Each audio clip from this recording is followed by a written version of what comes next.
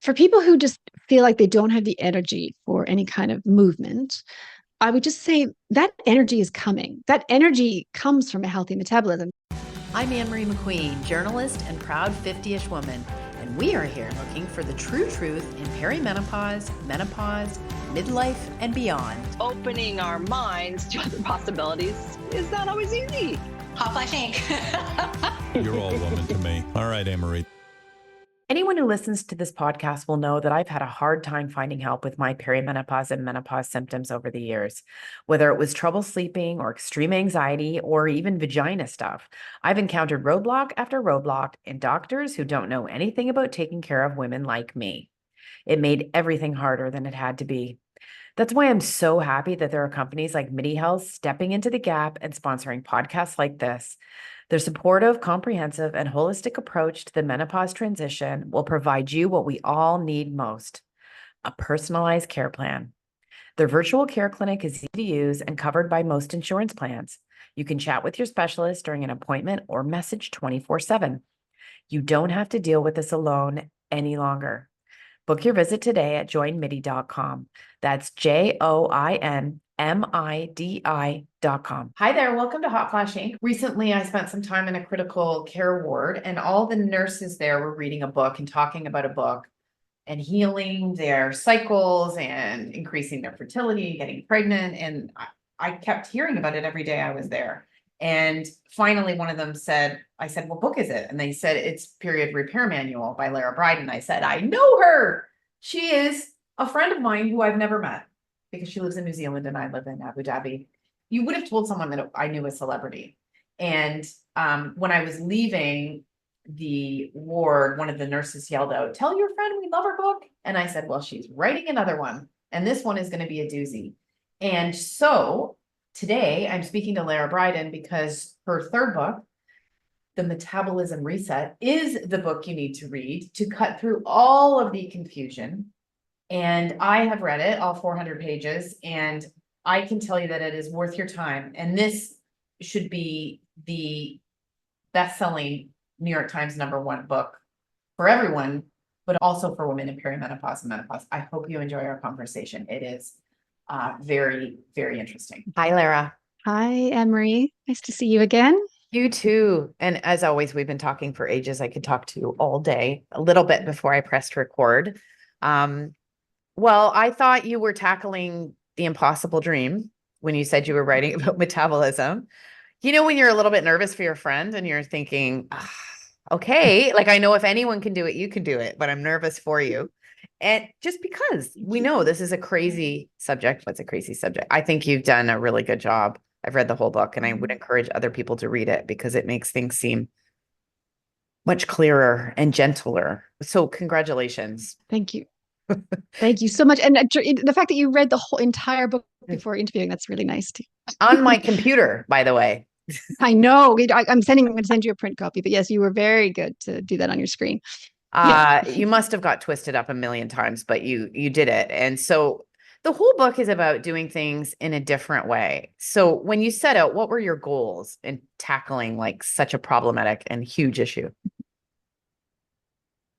I wanted to try to get to the heart of things. Like as I say in the introduction, my primary passion is still menstruation and women's hormones and women's health. But like so many aspects of health, especially mental health and hormonal health, metabolic health underlies that. So this is like a way to kind of go deeper, to try to explore some of the things that really work for metabolic health. And the other thing was one of my goals, and I just say this to you off air already, but I really, it sounds silly, but like I just really wanted to write a book that wouldn't make things worse for people. You know, I've just through my own patients, I think from 25 years of working with patients, I know the cycle of kind of hope. Oh, this is going to be the diet, you know, this is going to be it, this is going to be the diet. And then, oh, I failed at that. And it's usually because, you know, we're women and we just sort of blame ourselves. My patients would put it through the lens of, well, I failed again. You know, I tried something else that seemed like it should be doable, and then I failed at that. So I guess I'm hoping time will tell what people can do with the information in the book. But I really set out to create a system of troubleshooting that you can't fail at. Like I say, getting what you need as a biological creature is never going to fail. Like it's not about, the number of kilos you might lose. I didn't make any promises around that, but I do think most everyone has the opportunity to get metabolically healthier, and what that road to metabolic health is going to look for each individual person. It's going to be a little different, but the only way forward is step by step. And I think that's not something people can fail at. They can stumble and they can get started and then, oh, no, that was hard. And, I decided to do these things and I haven't been doing them. But the trick is you just keep going. Basically, that's okay that you stumbled and kind of went backwards. You just sort of keep going. So I hope, that's what the book delivers. Well, the whole thing reframes this from certainly the way I've grown up, that it's my fault, that I don't have willpower, that I haven't been able to master whatever cravings I have or exercise enough to. It's about metabolic dysfunction and insulin resistance and how those are impacting. And it's more of a brain issue than anything else. So fundamentally, I was thinking about this morning. The thing that people need to understand, and the science is very clear on this, the things that have gone wrong in the evolutionary mismatch, or like our animal body in this current environment, food environment that we find ourselves, has essentially impaired, or in the words of one scientist, kind of broken the satiety mechanism, the hunger regulating mechanism. Not broken permanently. It's like it is fixable. But the result of that is people, through no fault of their own, just from the generation they've been born into, may feel quite abnormally hungry, like really, really hungry, hungrier than was what their brain was intending. And the other thing about it, hunger and its opposite, satiety, which is like satiation but broader. It's like, this satiety is this feeling of, having enough energy, not naturally not eating to snack between meals. Hunger and satiety and energy expenditure toggle together. So this is, and we know this, we see this all the time. We see this with the new medications, like the GLP-1 medications that everyone's talking about. Like, they reduce hunger, but they also increase energy expenditure. This is how it works. So when hunger goes down, energy expenditure goes up, and vice versa. When hunger goes up, energy expenditure goes down. And that's the brain. That's like the survival mechanism that we've evolved to, survive. Basically, if the brain is convinced there's lots of food around, we don't have to, eat as much, and also we can burn off some of this energy. That's something that can just happen naturally. And it can't be, I mean, there's ways we can influence that for sure. And I know this, I'm speaking mainly from my experience with years and years of patients, but we can't micromanage it. We can influence it, and we can trust the body to find its way home to that, healthy regulation. But you certainly can't impose upon it some calculation that you've made of, calories. Like, I mean, I shouldn't be too scathing of the calories in, calories out thing, but it doesn't work like that. Like that's not how your brain or your mitochondria or all these different parts of your metabolism, they don't care what numbers have been calculated. Like, that's not how it works at all. Just yesterday, my friend was showing me her new meal delivery app, and she opened it and it said 1,200 calories. And I was like, oh gosh, what are you doing? I know it's more than that. And then I was reading your book and it's 2,000 calories. But anyway, there's so many top lines, and I don't want to take away from the book, and I don't want to get too bogged down at the same time. But when you're talking about calories in, calories out, dying so hard, this concept, dying so hard, it's all based on that. If you could sort of tell people how they can begin to shift from that, reading your book is a good start. But how can they just make that beginning shift to let that go? Yeah, I think the beginning to let that go is just to understand how dynamic the system is. Like, how intricately dynamic it is. Here's an example of a bit of research that came out a few years ago that was very startling to everyone. Kind of made everyone kind of sit back and think, oh, okay. Because we had this logic of, well, if you do more exercise, you'll burn more calories. Like, that's logical, right? Because physical activity uses energy, sure.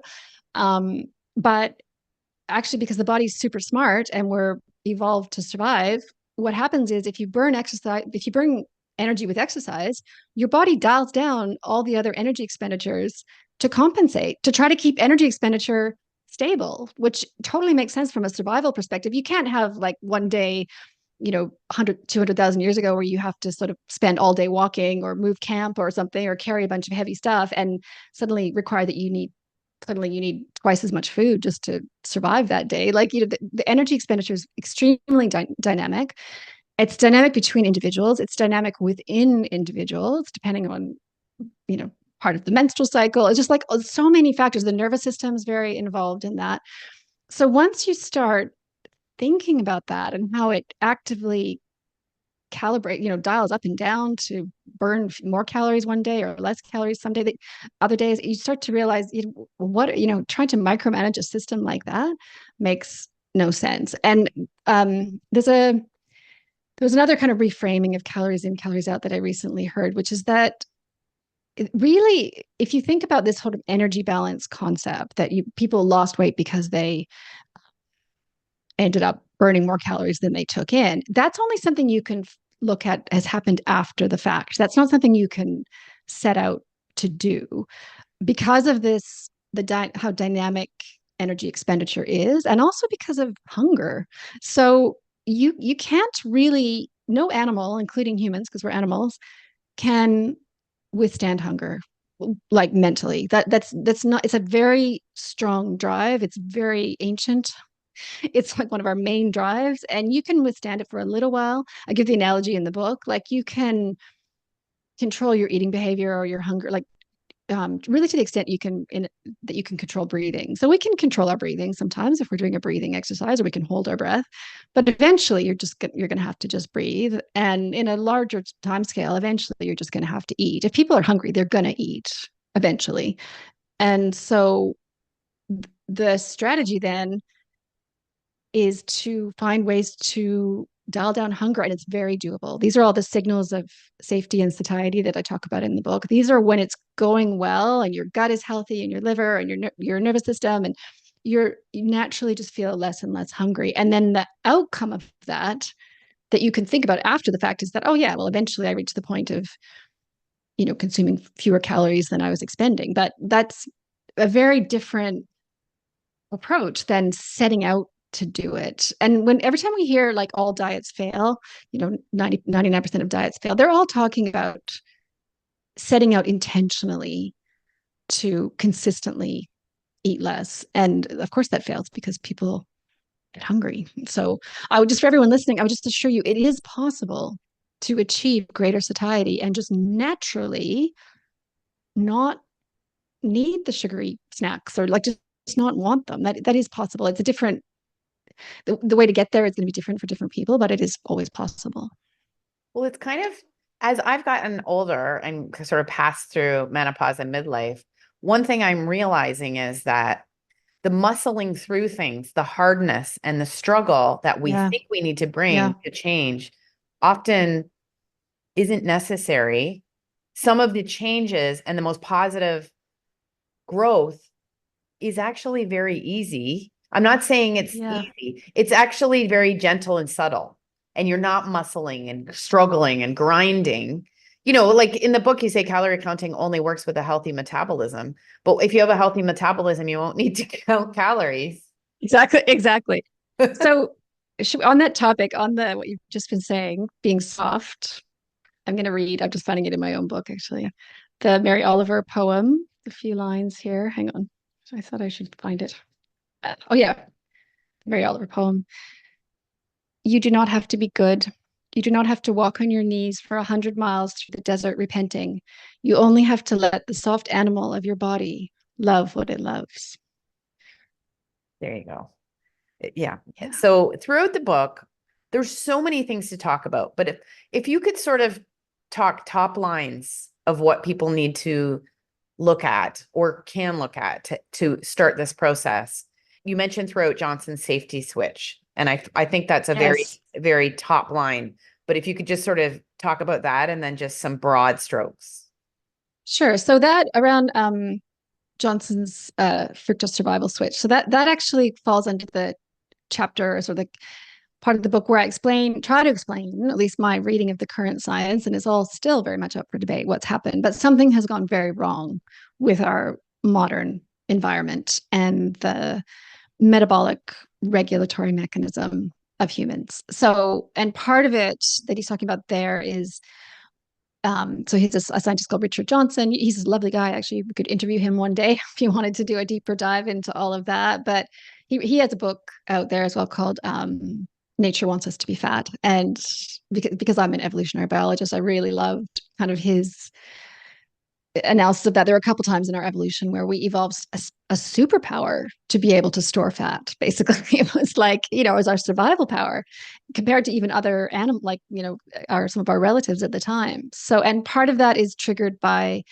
certain combinations of nutrients in the environment that would have been happening around the time of autumn or winter is coming sort of situation. So one of those is fructose. Now, I hesitate a little bit to bring up fructose because it's so controversial and people, it's one of the areas in this field where there's been a lot of combative, quite startling level of combative debate around it. So I'll just say for what it's worth, let me phrase it this way. He's talking about the ways high dose fructose, not fruit, we can sort of just reassurance everyone. We're not saying fruit is bad for everyone. That is 100% not what I'm saying. Not what he's saying either. But there's some evidence that certain high doses of certain, and not just fructose, but some other things too, act almost like signals or drugs. I mean, drug is maybe a poor analogy, but just like signals to the regulatory mechanism to shift into insulin resistance / fat storing mode. And so there's, so my book very much, so building on that, understanding that some of the signaling has gone very wrong, clearly, in our modern environment, which is why there's now epidemic of metabolic dysfunction and insulin resistance. Then we can think about it in those terms. Well, what are the opposite signals to that? How can we send the brain the right signals? And part of it is sheltering from sugar. So I like that you liked that phrasing. I've had some other nice feedback about that. Sheltering from, and by sugar, I do mean like high dose sugar. I mean desserts and soft drinks and sweet drinks, and depending on the person, a little bit of sugar is fine, but it really depends on the person. And I try to explore some of the nuance around that. But I framed it as sheltering because it kind of is a departure from, obviously, the diet culture approach, which is that those foods are bad. You're sinful almost if you have these foods. It's not that. You're not a bad person for eating those things. It's that some of those foods are actively potentially harmful for your physiology and your metabolism, depending on the person, especially as people who might be very vulnerable for different reasons. And so the decision to not have them is taking care of yourself, just like you would shelter from the weather or shelter from other bad things. You need to, give your body, and in this case, your brain, the regulatory mechanism in your brain, its best chance to kind of make the right decisions and feel better about things. And I think that sheltering to another way of think about it. I mean, the science is pretty clear that poor humans have been, to some degree, kind of bombarded by ultra processed food and some of these foods. Like and those are strong words to use, but like it is this sense of damage to, some people have been very damaged by the food supply, not through any fault of their own, just the generation you happen to be born into. And there is also a multi-generational thing. So I think it's worth mentioning if people haven't heard of this, epigenetics. So the problem seems to be amplifying generation after generation because the food, not just food, but the environment that we're exposed to, we pass on, which is weird. Actually, they only discovered this like 20 years ago or so. Like we pass it on to offspring, and it's like that all the different switches in the DNA get switched on and off, and it's not that the DNA or the genes themselves change, but the switching on and off of them is carried forward into the next generation. And so, we're now getting kids showing signs of prediabetes, and like that never happened 50 years ago. Like 50, 60 years ago, kids could eat just the most appalling diet. Like I grew up in the 70s. We had a lot of sugar back then, like, just terrible stuff, but it was not taking the toll that it is now partly because of this epigenetics. So I mention that just because if people find, like I say in the book, like if people find they're just metabolically struggling, so certainly maybe compared to their friends, and don't understand why, it's like that's partly why. It's just it's a combination of the genes you inherited combined with maybe a few generations of, you know, exposure to some of this damaging food. And again, not anybody's fault. Everyone was always just doing the best they can and feeding kids the best they knew how. So it's if there's anyone to point the blame at, it is the food industry for sure. And I mean, I would say that's another book, and people have written books about that. And I touch on it a little bit, and how I think future generations are really going to have to sort that out. Like they need to be reined in terms of just regulating some of these like food like substances that are not really even food anymore. Well, you mentioned about the tobacco companies took all their Yeah. expertise about Philip getting Morris. to smoke.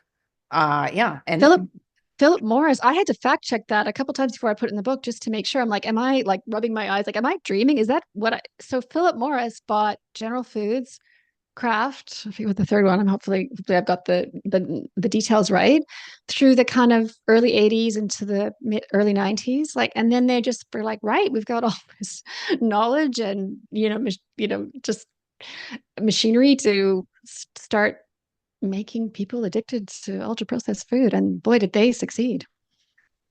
it shouldn't have been allowed. It should have been No. prevented. There should have been a law against it, you would think. Yeah. You Yeah. go into also very gently, because another hot topic is vegetable oil, sometimes called seed oils. And I see fighting about this a lot. Yes. And I if you know. Google them, you'll either find out that they're healthy for you, or you'll find out that they're bad for you. It's crazy. Yeah. And I know. so can you, from your measured perspective, can you just sort of Yes. what the problem is?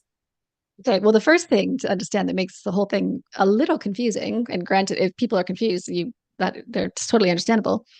So this is about linoleic acid, or omega-6, particular kind of polyunsaturated fatty acid, which is an essential fatty acid. So it happens to be an essential nutrient. So there's that. So it's obviously not bad, all bad. But to be fair, it's pretty easy to get enough omega-6 just from, I think it comes from nuts and seeds and grains to some extent. So whole foods are going to deliver omega-6. And there is some omega-6 in animal foods as well, just naturally. But then the problem is the amount of it, and the sheer amount. And it's the amount of it that's coming all in the form of processed packaged food, basically. I was talking with in another interview the other day, and she was pointing out, it's not just because you say to people vegetable oil, and then they say, oh, well, I don't have any corn oil or canola oil, in my cupboard. It's like, no, but it's in all those packaged foods that it's in everything. Like if you read the label, it's got vegetable oil. That's what's there. Healthy So food. It's in a lot of healthy food. It's in nut milk. It's in everything. It's in everything. Yeah. Yeah. And so scientists are concerned that the ratio of omega-6 to omega-3 is part of the problem. And hasn't even been an inkling that the ratio of omega-6 to saturated fat may be a problem. Now, this is where, yes, it's very much depending on who you ask. As you saw in my book, I multiple times say, well, depending on who you ask, especially around saturated fat. But I am in the camp where I do think we're being exposed to too much omega-6. I think we do need to shelter from it. Yes, I do. And I have been sheltering it from it for decades. So certainly, that by sheltering from it means cooking with, butter or olive oil. Fortunately, extra virgin olive oil is mostly something called oleic acid, which is very different. Oils are always a mix of things. So there is a little bit of linoleic acid in lots of different things. But sticking mainly to olive oil or coconut oil or butter, or people used to cook with obviously saturated fat and lard and things like that. And that's been a massive shift. And so I'll just touch on that a little bit because it's interesting. It's not definitive. None of it's definitively proven, but there's little signals coming from the research, like little interesting glimpses of things. One is there was a study, and the citations in my book, or I can provide it for the show notes if you want, where they've estimated that basal metabolic rate has declined in our modern generations compared to previous generations. So that's just your basal energy expenditure. Never mind all the other, compensatory or up and down energy expenditure that you get from like brown fat and stuff like that. This is just your basal rate. And in the paper, they talk about possibly from the shift from saturated fat to vegetable oil. And I think there could be different mechanisms in that. I think there is some evidence that high dose omega-6 potentially promotes insulin resistance, which is a big central part of metabolic dysfunction via different mechanisms, which is quite interesting.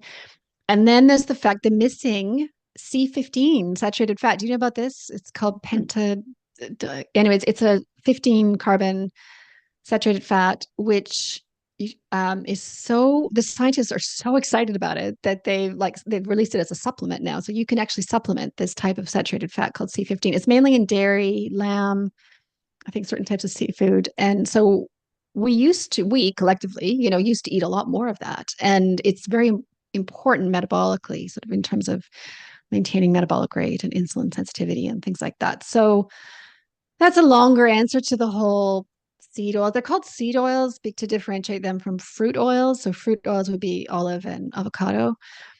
And I know there's a lot of combative debate about it out there. Look, I mean, obviously I eat out in restaurants. Like I will eat things that have seed oils. I mean, you have to, like you can't avoid them entirely, but I think it seems logical to me to try to avoid them when cooking, as much as possible at home and cooking at home. And I suspect the needle will move on this. I think we're still in the debate stage, but if it starts to become more proven, I think we're going to start to see maybe in some of the, restaurants, already some restaurants are talking about, cooking without vegetable oil. So we'll see if that happens in the coming years.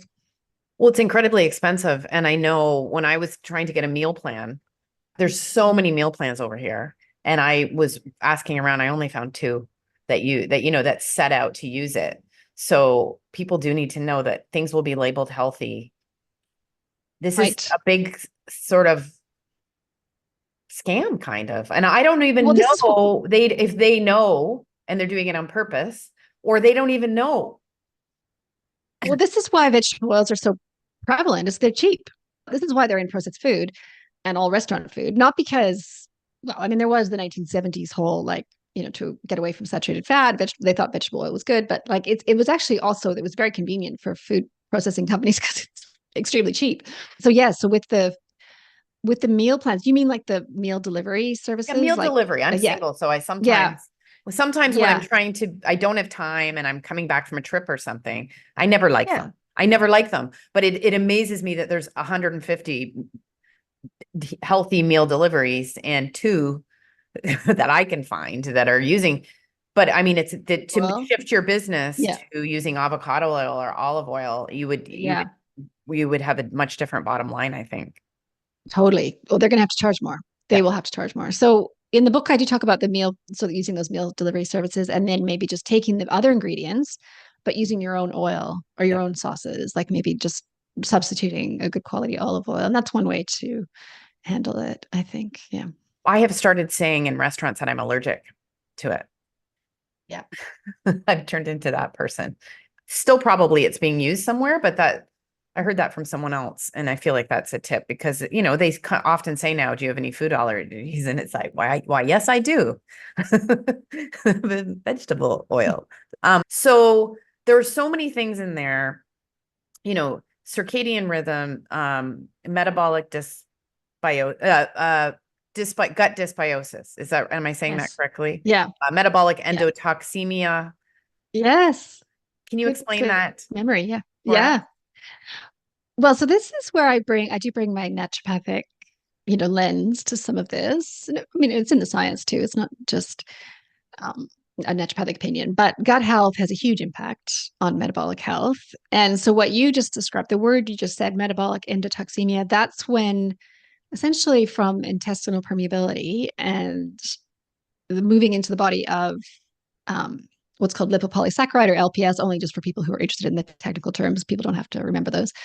And it creates quite a bit of inflammation. And it actually also sort of moves in potentially into the body, generally into the blood supply, but also just can affect visceral fat specifically. And I find that extremely interesting that intestinal permeability can promote the hypertrophy of visceral fat, and hypertrophied or enlarged or unhealthy inflamed visceral fat actually sends all these weird signals to the brain and can directly interfere with all the signaling around satiety and hunger. So inflamed visceral fat can actually just make you abnormally hungry in the simplest terms. And the gut can affect that. And now it's so interesting because of course, I've got lots of patient stories in the book. And then I'm still seeing patients, not as many as I used to, but I had a patient recently, and it was almost like she was straight out of the book. I'm like, you could have been a patient story. So I'll just give it as an example. So she did have quite strong insulin resistance. We knew that from some blood testing we did. That wasn't actually her main focus, though, which is totally fair enough because she also had pelvic pain and she had SIBO. Will your listeners know what SIBO is? Or, yeah, small intestinal bacterial overgrowth. Yeah. Can you go into it a tiny bit? So it's just when there's a overgrowth of the gut bacteria in the small intestine where there's really not supposed to be that many bacteria in the small intestine. It's quite common. It's when people eat bloating after meals and a lot of intestinal bloating. It's a major driver, not the only driver, but it's a major driver of intestinal permeability. So I just really want to help her with her gut and her pelvic pain to start with. And so I did the old naturopathic thing, which is, okay, let's do 8 weeks of wheat-free, dairy-free. And she was already eating some whole foods. So her diet wasn't bad, but she was just having normal stuff, yogurts and bread and all the things. And so, I was really just trying to toggle the pain. Like I was trying to reduce the pain. So I gave her, some weeks off wheat and dairy. And then I did give her the herbal medicine berberine, which is in the book, but I didn't prescribe it for her insulin resistance. I actually prescribed it for the gut, like to help to knock back SIBO, for its antimicrobial effects. And I talked to her, she did about 5 weeks doing that. And she felt the pain was gone, which was great. And bloating was much better. But she said, and my afternoon cravings for sugar just disappeared, like completely just went away. And I was like, yeah, that's showing in action. That's the dynamic system. I mean, that she didn't.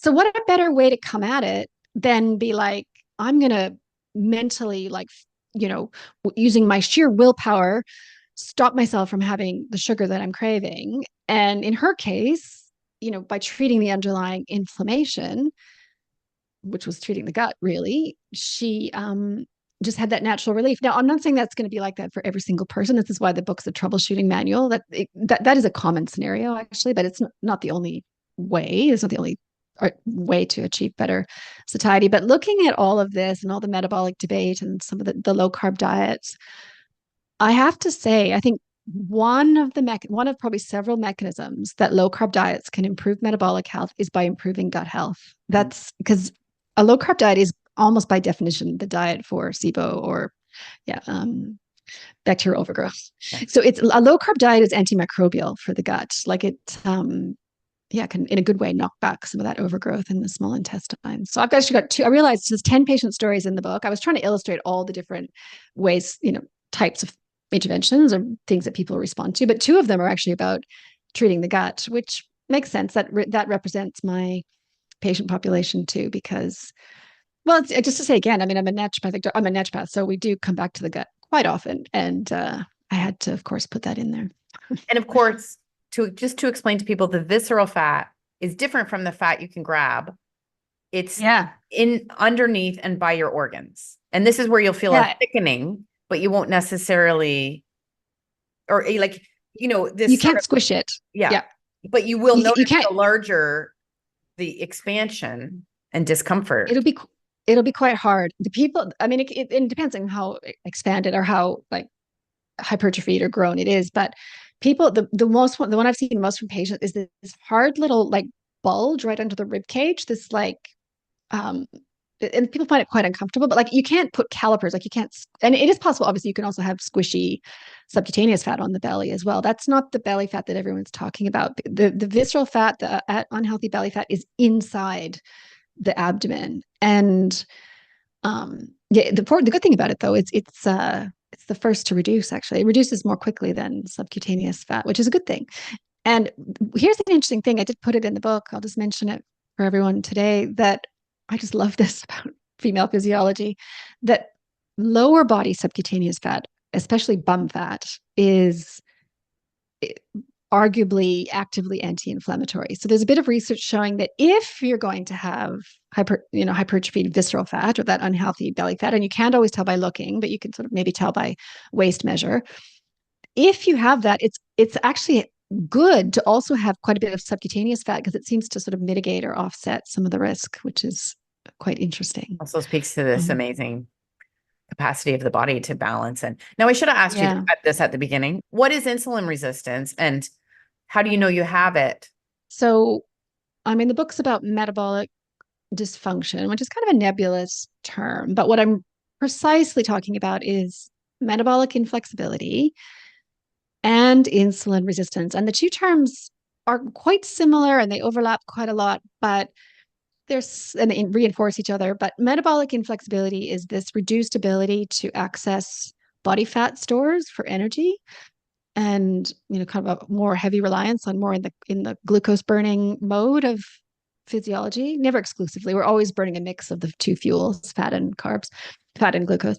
But insulin resistance is basically the situation of, well, obviously certain tissues, not all the tissues in the body, but especially the liver, has a reduced sensitivity to the hormone insulin, and that's associated with chronically elevated insulin. And the chronically elevated insulin is part of the problem because it actually, when insulin stays high, it impairs fat burning. So this is how it kind of feeds back to metabolic inflexibility. It's hard to access your body fat stores for the energy you need, not just for weight loss, but like to actually have energy and be able to go between meals without eating, because you have to be able to, get that energy.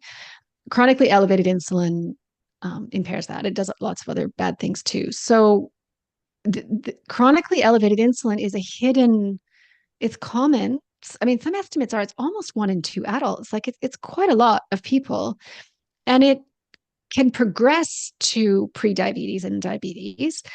But with insulin resistance, insulin is chronically elevated, but glucose can be normal for like a couple of decades like that. In fact, with insulin, the early stages of insulin resistance, glucose would sometimes be low. Like I had this very interesting conversation with someone on my social media I did a post about hypoglycemia or low blood sugar, and she's like, "Oh, well, I get low blood." She's like, "I get low blood sugar, therefore I thought I must not have insulin resistance because insulin resistance is about high blood sugar and I have low, so I must have the opposite." I'm like, "No, no, no, no, no.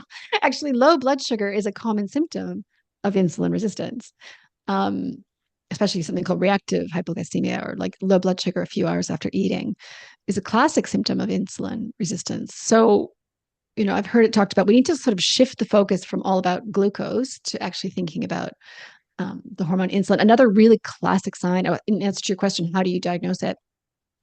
We can talk about a few of the blood tests, but one thing I want to say right away is fatty liver. So fatty liver is a classic sign of insulin resistance. There are other explanations for fatty liver. So obviously the doctor needs to, rule out other things. But if there's no other explanation, then it is insulin resistance. That is definitely kind of what's going on. And again, a lot of my patients don't understand that. They think, well, I've got, they sort of have these like thinking separate things are going on. Well, I've got this, I can't lose weight. And also I've got, fatty liver. They might not have connected them, but insulin resistance is what ties them together. So there's different ways to test. I have a whole chapter on assessment. Depending on, it doesn't have to be expensive. It doesn't have to be fancy testing or anything. People can do it on their own, not, partly on their own, and then partly just looking at some of the normal blood tests that their doctor has already done. Like, for example, a couple of the classic signs of insulin resistance are high triglycerides, which most people will have had done as part of just a lipid panel, especially high triglycerides and low HDL. That ratio is really common. And high ALT. So I do mention it because people might have that. So in women, ALT is quite sensitive. So that's a good marker. So in women, it should be below 19, I think it's international units per liter or something like that. The units are the same in most countries, I think, for ALT. So I'm not to get too technical on everybody, but they can pull out their old blood result that they had. And again, just to acknowledge there can be other explanations for that. Certainly if a lot of the liver enzymes are out of range, then, and if the doctor has said there's some other reason for what's going on with their liver, then something different. But if it's just sort of a standalone finding, then high ALT is a sign of both fatty liver and insulin resistance. So, and also you can measure the hormone insulin, but measuring glucose or blood sugar is not a way to diagnose insulin resistance. Theoretically, you would think that it would be a standard test and you could catch people early and then advise them, but it's not nearly at that place. It seems like you can just look at how you feel and say, hey, I might have the early stages of insulin resistance, and then pull some of the levers that you mentioned in your book. Yeah. So what would Yeah. be just some of those, if people are listening, like what would be some of those signs? The hunger. Yeah, well, increased hunger. So abnormally increased hunger, weight gain around the middle, especially that thickening, hard, like kind of quite hard, like solid around, and you can measure the waist um, to kind of get a sense of that. Just up some other high blood pressure, high cholesterol, skin tags is a common one. So there's a few signs: family history of insulin resistance, family history of prediabetes, having a history of polycystic ovary syndrome, potentially, depending on the type of polycystic ovary syndrome. Yeah, a history of gestational diabetes can be a risk as well. So all these things. And then in terms of treatment, yeah, there's not. This is the whole point of my troubleshooting approach in the book. There's some general guidelines, of course, but there's not one size fits all for reversing insulin resistance. It really is, the approach I take is identifying what are the metabolic obstacles that are preventing your body, because your body wants to be insulin sensitive. It's trying to get there. Like it would like to be healthy. So what is it that is potentially standing in the way? And one of the examples I do give, I talk through a number of different things, but I do want to tie in Hashimoto's thyroid disease because it's quite common in women, and it does intersect with all of this, and it does increase the risk of insulin resistance, probably via a few mechanisms. So I have at least one patient story where that was kind of her main, in that patient's case, like that was the metabolic obstacle she needed to tackle to try to turn insulin resistance around, together with all the normal things, like sheltering from sugar and ultra processed food and eating enough protein and potentially eating, the good kinds of oils. And Hashimoto's is autoimmune. Can you explain just briefly? Yeah, it's an autoimmune thyroid disease. So it's when the immune system has formed antibodies or inflammation against the thyroid, and it's not exclusively women, but it's mainly women. It's very rare to come across. Men can get other kinds of autoimmune thyroid disease, but the Hashimoto's one is mainly women, and yeah, it's quite common. I think we're starting to get an idea now from the science of why autoimmune disease in general is more common in women, but thyroid is usually the first one to show up. It's not unusual to have constellations either. So if women can get autoimmune thyroid sort of happening, and then they might be at risk for other autoimmune processes. But yeah, and autoimmune, fortunately, there's ways to improve that. A lot of it, again, comes back to the gut and intestinal permeability. Did you know I also have a Substack? That's a fancy way of saying I have a newsletter. Each week, I share research, news, products, tips, and tricks from the world of menopause and midlife. Sometimes I even write an essay about my own life and what I'm going through. Hotflash Inc. on Substack is where I pull together everything that's here and in the menosphere and break it all down so we can try and make sense of it all. Join more than 5,000 women, practitioners, CEOs, and more, and become a subscriber today. You can also get my podcast and special video and audio drops you can't get anywhere else. Sign up today at hotflashinc.substack.com.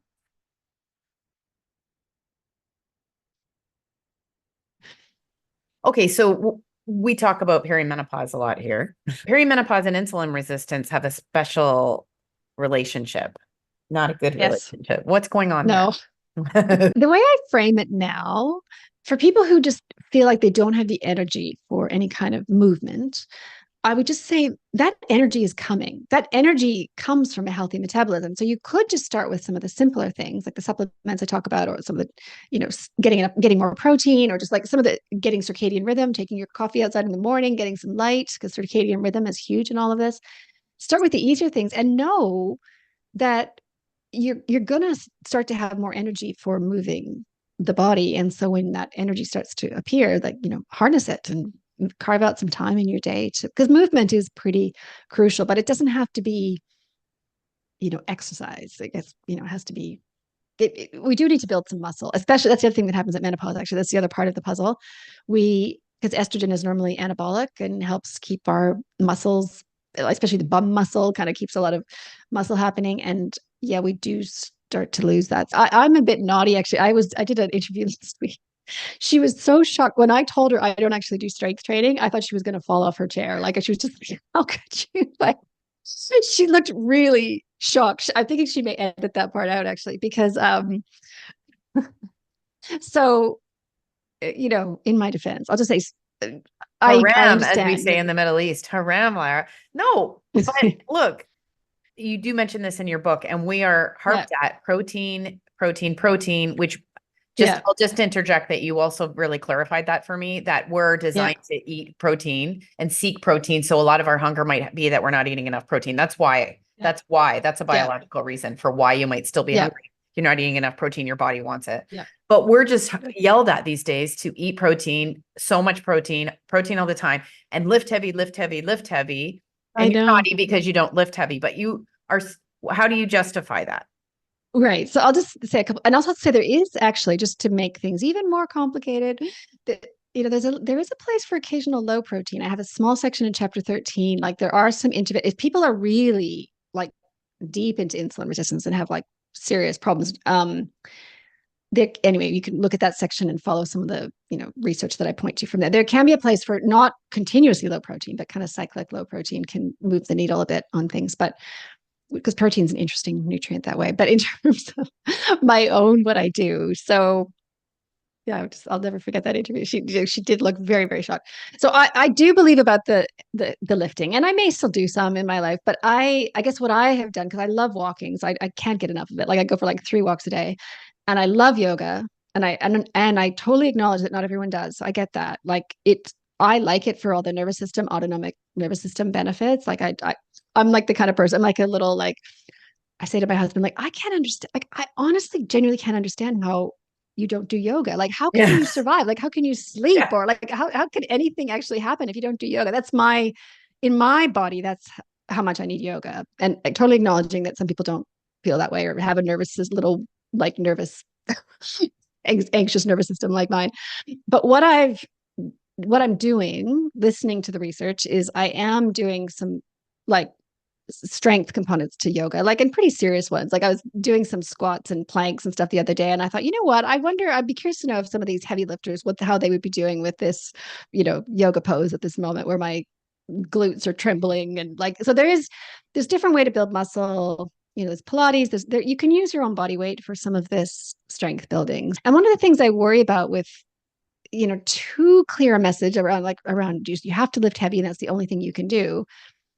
Sometimes I hear from patients, it's like, well, for whatever reason, I can't do that or I don't want to do that. So what's the point? Like, I just won't do anything then. And I think most experts agree, just find something you like doing, like some way of moving your body that you genuinely, at least if not enjoy, like at least can tolerate and are going to be willing to do it on a consistent basis, because this is not just a one-time thing, right? Like this has to be every week, something. Yeah. Yeah. It has to be far better. And I don't know that we have the long-term studies to compare this or that. I'm like you, I struggle with weightlifting. And then I try to remember generations before me. I don't remember anyone at Barry's or F45 doing like a weight class or like, I don't know if they have barbells. I think that they were okay because they were doing their regular life lifting and bending and stretching. So I don't know. People will say Aunt Anne Marie, they all died at 50, but we know that that's not true. Oh, they did. I mean, to be fair, our more ancient ancestors were probably just lifting a lot of, doing a lot of stuff, like carrying their grandchildren and like setting up camp, and probably just a lot of general lifting. So I mean, I believe the research on the lifting. I don't dispute that. I'm just saying we're not perfect, right? Like we have to find the thing, and there's only so many hours in the day. And I guess through my lens, I am just not willing to give up yoga for lifting at this point, because I need yoga to sleep. So, you have to weigh it up. This is what I love about you. Your gentle confidence in the face of overwhelming discussions otherwise, but we don't need to feel worse about what we're not doing at this time. No. I think that's probably even, I don't have any studies to back it up, but I think that's probably even more damaging. So, well, I can't thank you enough. And, this book is really quite something. I would encourage everyone to read it, and I'll follow what you do next with great interest. Thank you so much, Lara. Always a pleasure. Yes. Thanks, Anne Marie. Thanks. Thank you so much for listening to my interview with Lara Briden. One of the things that I was just so impressed at with her book is that this is a time when we need to start coming back to ourselves and looking at ourselves as a biological creature who needs to be cared for and well. In the interview, you heard Lara talking about, you have to do things for your pet every day. You have to do things for yourself every day. And I absolutely love that. I personally need to spend more time on social interaction. It's not that I don't have friends, I do. But I can tend to be kind of a loner because I am an introvert. And I've been grieving the death of my father, and I haven't wanted to be around anyone, but I realize now that I need to. And I kind of think the overarching thing that her book does is it sort of pulls back the curtain on this Wizard of Oz like scenario that our body's in, where it's just a bunch of levers that move, and when you pull one, another one goes up, like an orchestra. It really is an orchestra.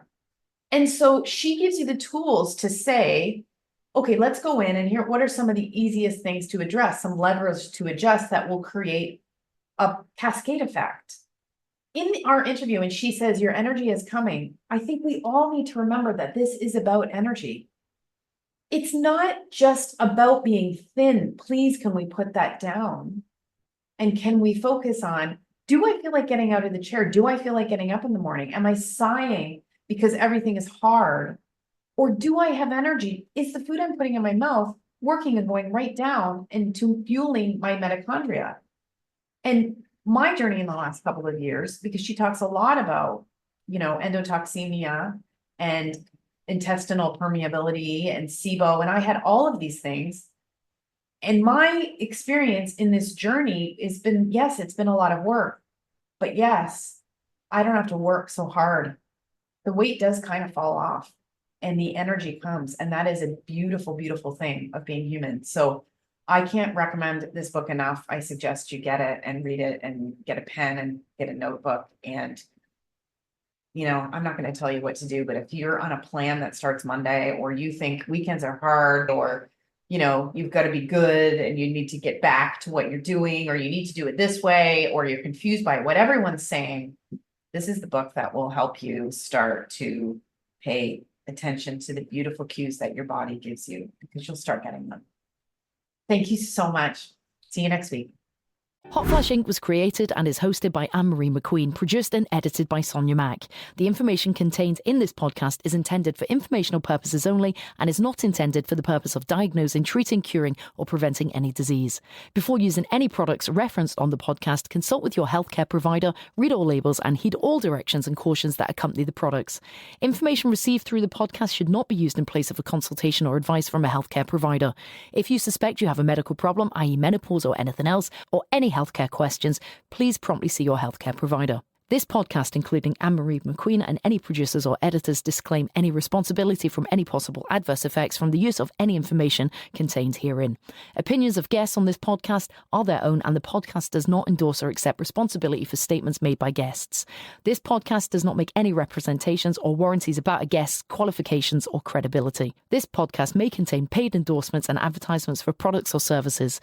Individuals on this podcast may have direct or indirect financial interest in products or services referred to herein.